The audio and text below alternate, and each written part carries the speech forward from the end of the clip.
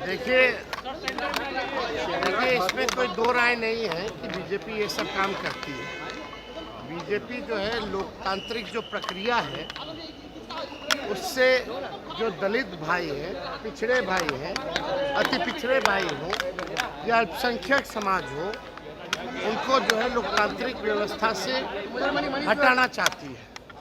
यानी बिल्कुल संविधान के खिलाफ अलोकतांत्रिक काम जो है बीजेपी कर रही है। बीजेपी के लोग दलितों के दुश्मन हैं, इसलिए वो लोग चाहते हैं कि इनको प्रक्रिया से, लोकतांत्रिक प्रक्रिया से हटाए। ये भाजपा का शुरू से ये रहा रवैया। आपने देखा होगा बड़े बड़े लोग जो बोल रहे हैं कि भाई दरवाजा घर में बंद कर दो, तो इस तरह का बयान आना या जिस हिसाब से जो वोट की चोरी हो रही जिसका खुलासा राहुल जी ने किया है, ये भाजपा के लोग दुश्मन हैं दलित के, पिछड़ों के, अति पिछड़ों के, अल्पसंख्यकों के। इसलिए इस तरह का काम जो है भाजपा कर रही है। उन्होंने कहा बिहार में भी हो सकता है, आशंका व्यक्त की उन्होंने। हम लोग चौकन्ने हैं।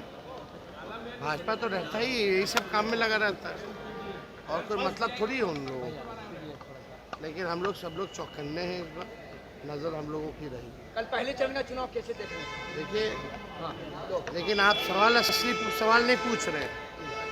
सवाल है कि कल चुनाव का पहला चरण है और अब तक नीतीश कुमार जी को भाजपा ने सीएम ऑफिशियली रूप से घोषित नहीं किया है। बीजेपी ने नीतीश कुमार जी के पीठ में छुरा घोंपने का काम किया है। आप समझिए, अब तक नीतीश कुमार जी की घोषणा जो है नहीं की गई है, भाजपा ने नहीं किया है, पीठ में छुरा भोंका है। और आपको बता दें कि 10,000 का चुनाव में रिश्वत दे रहे हैं भाजपा के लोग। नीतीश कुमार जी इसके फेवर में नहीं थे। ये नीतीश जी के वोट बैंक को चुराना चाहती है भाजपा, इसलिए 10,000 का रिश्वत जो है भाजपा दिलवा रही है नीतीश कुमार जी के। मतलब उनका मन नहीं था, फिर भी आपके सभा में एक गाना कट्टा को लेकर बीजेपी कह रहे हैं कि आप लोग कट्टा की प्रवृत्ति वाले व्यक्ति हैं। छोड़ो यार, भाजपा है। प्रधानमंत्री कट्टा की बात करते हैं, जुमला जुमला जुमला जुमला बोलते हैं। देखिए, अब ये प्रोवोकिंग स्टेटमेंट नहीं है तो और क्या है, और ये गलत है ना। मैं बार बार कह रहा हूँ कि भाई आप अपनी राजनीति कीजिए, आप नेता प्रतिपक्ष हैं, कोई दिक्कत नहीं है। बट इस तरीके से अब ये कहने का अर्थ वही है ना कि जैसा नेपाल में हुआ आप चाहते हैं कि उसी तरीके से भारत में भी हो। क्या आप खुश होंगे ऐसा देख के? क्या आपको अच्छा लगेगा जब भारत की संसद को आप जलता हुआ देखेंगे? क्या आप यही कामना करते हैं कि हमारा राष्ट्रपति भवन इस तरीके से जलता रहे?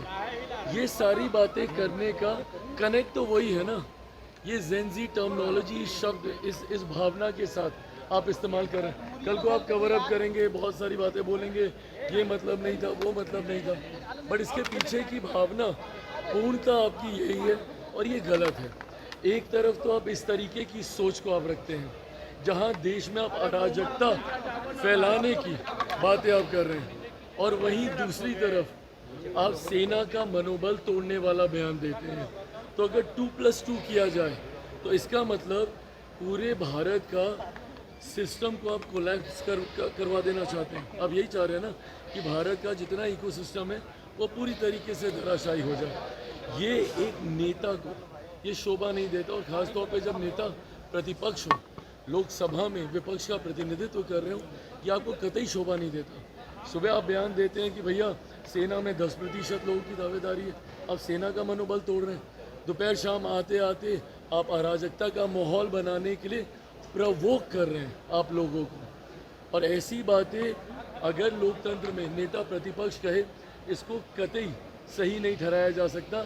ये इनके बयान न सिर्फ शर्मनाक है बल्कि दुखद है।